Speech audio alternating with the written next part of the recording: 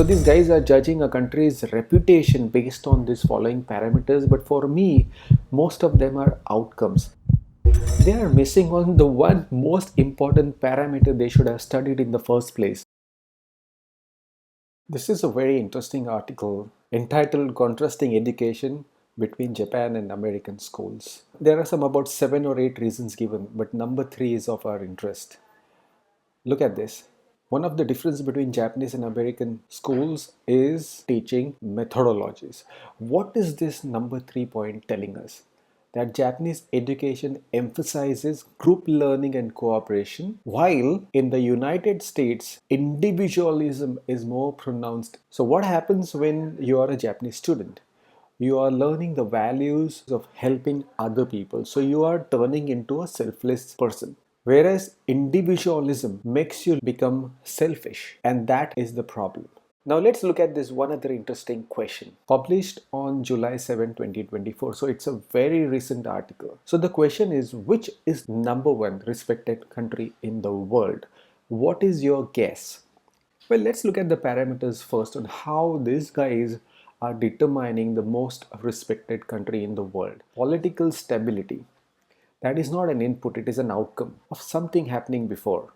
Economic performance, again, that's an outcome of some things done right. Cultural influence, international relations is an outcome.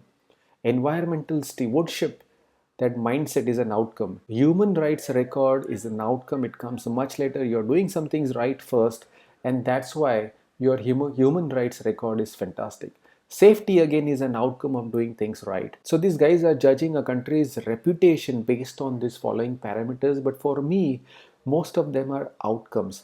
They are missing on the one most important parameter they should have studied in the first place, which is the input. Where is the input coming from? It comes from education. It comes from your schools because you become the person that your schools have made you. The most important part, which they have missed out, is factoring in the education system of respective countries. But let's keep that aside for a few seconds and let's go to this article and see whom, according to them, is the number one nation on the planet today. No surprise, it is Japan.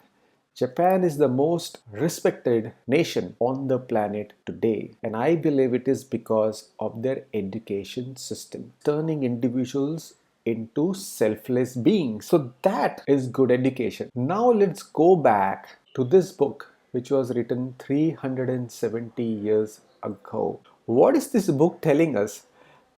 The same things, that hey, these are the signs of a person with bad education. And what is one of that sign? One of that sign is स्पर्धा खटपट आणि चटपट तरे झटपट आणि वटवट सदा खटपट आणि लटपट परम वेथा कुविद्या.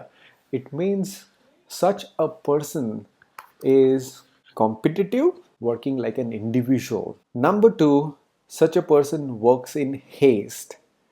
Okay, but why is that bad? It's bad because working in haste results in poor quality work. You're obviously not prioritizing the other person. And if you don't feel the work that you're doing is important, it doesn't matter to you, it matters to somebody else. So why do I care?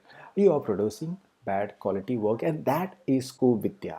My recommendation to you is do take this back at the dinner table today. Have a discussion with your family. And if you have a child, tell the child to study not only for himself or herself, but so that they can make a difference to others. That will change their perspective on how they're approaching their schools. Consequence, they might end up as respected individuals. In my next video, let's process some of these other signs. Keep watching.